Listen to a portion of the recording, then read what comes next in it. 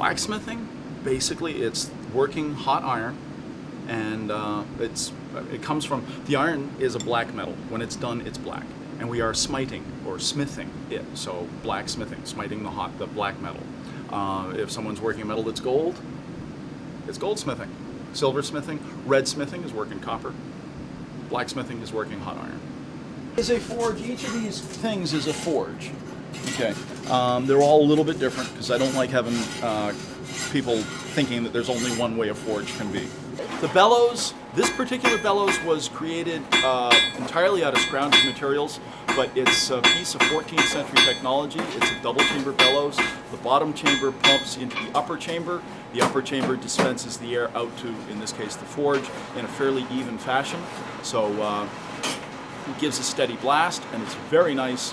When it's done, it stops. It doesn't just fade out, it stops. It's a very crisp feeling thing to use. And for me, very satisfying because I made the bellows. I was a sculpture student at Carnegie Mellon University, and I ended up in a classroom that had a forge in the back corner, and there was an anvil and a 4-pound hammer, and that's what there was. And I said, hey, can I use that? I want to use that. That's the thing that, can I please? Because I had just read a book over Christmas break.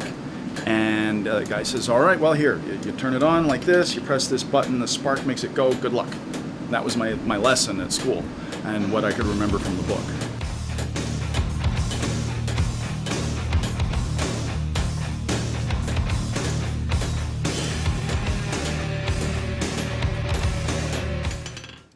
We've been here for 5 years and a few months. We teach classes from screaming novice, people who've never touched a tool before. I've had people who've just never used tools before.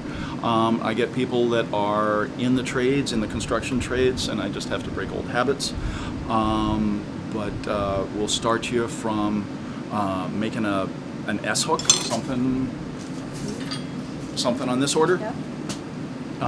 A twist, a taper, a little curl and a bend, and it becomes a functional item. I love that. Yeah. But it gives a chance, and it's a class we call A Taste of Blacksmithing, and that's what we give you. And if you like it, you can come back, and we do a basics class. It goes for 12 weeks. You learn about how the metal moves under the hammer, learning a lot about how we make tools. Humans have been using iron for about 4,000 years.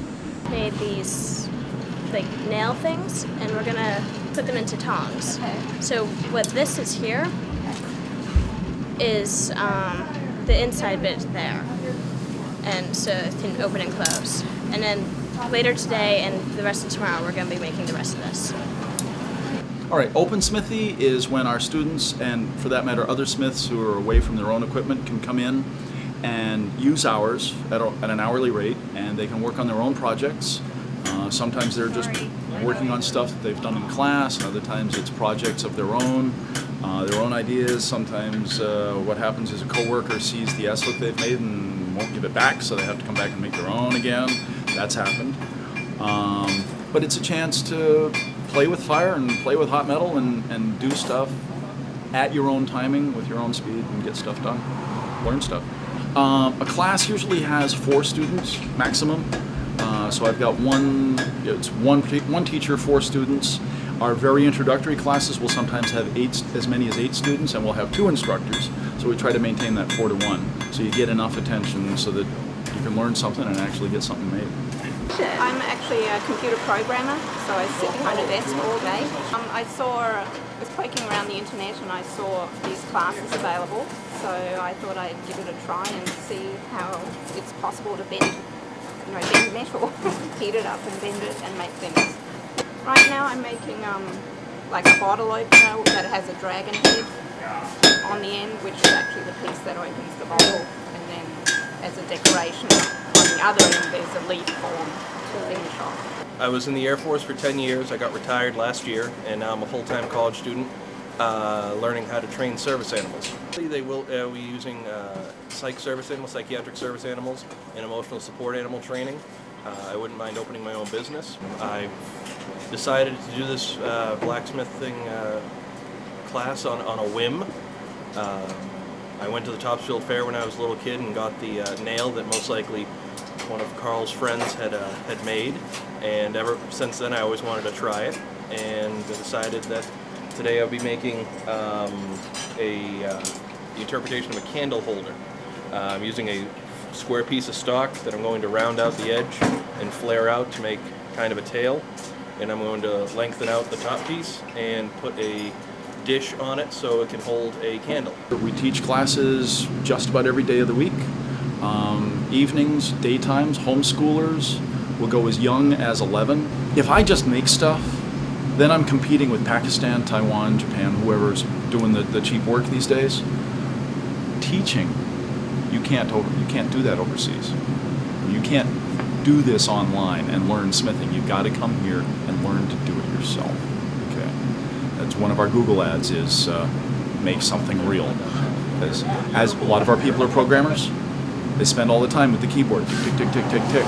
And when you're all done, and I've been a programmer, I know what it is. It's very satisfying, except when you're done, you don't have anything you can show someone. You can't drop it on your foot. This, it's tangible, it's real, and you can hang it on the side of your cubicle and say, I made that. The website is www.prospecthillforge.com, and that has our calendar. It has descriptions of our classes. It has some pictures of some of our older classes. You can see what kinds of people. We've got all kinds of people. There's about 1.5 years worth of pictures up there. And we've got everything from housewives to hospital presidents. I don't think we have a picture of him up, but he's one of my success stories too. He really loves this. So.